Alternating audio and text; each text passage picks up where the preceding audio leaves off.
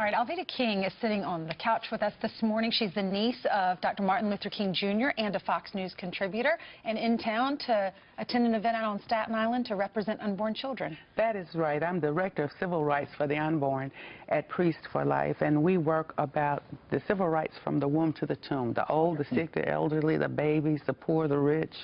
Yeah. Well, thanks for coming on to talk about this issue in Charlotte, because as we're seeing, I mean, Leland's down there on the ground, and, you know, it used to be, it was black people were upset at white cops killing black individuals. This is a black-on-black issue here now, and he's saying, he's asking people, then why are you protesting? And he says it's all about anger. It is anger, and I believe, especially since I have so many friends in law enforcement of every ethnicity, and the heart of that officer is certainly going to be to protect the people, but also they have instructions, and so if it turns out that the officer was following procedure, then that's another thing. And so for the young man, I think you showed it in an earlier clip, who says all white people are devils.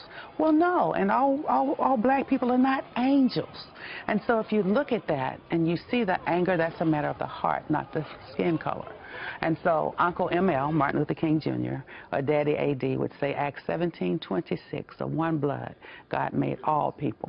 So we actually can be brothers and sisters if we work on it. Dr. King, you mentioned that soundbite. We have it so people know what you're talking about. Here is a man who has identified himself as Keith Lamont Scott's brother. Okay. Just know that all white people are devils. And make sure you air that one. Air that. Don't take that all one. white cops are devils and white people. Dr. King?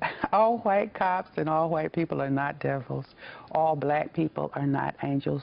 We were remarking on the beauty of that city of Charlotte, and you've got people from every ethnicity who go to church and pray and go to work and go to school.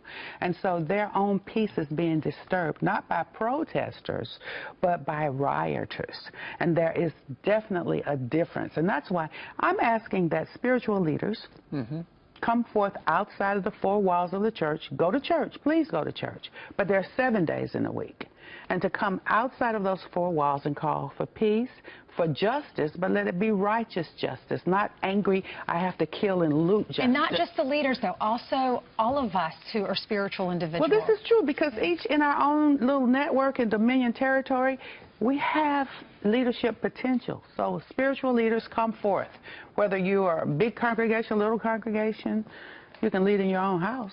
Well, we see the frustration on the streets of Charlotte. You've got to figure the police officers are frustrated, too. I mean, they're just trying to do their job. And in the last couple of years, you know, they're walking on eggshells because somebody's got a camera phone or something like that trying to tape them doing something that they'll show on TV. And next thing you know, they're out of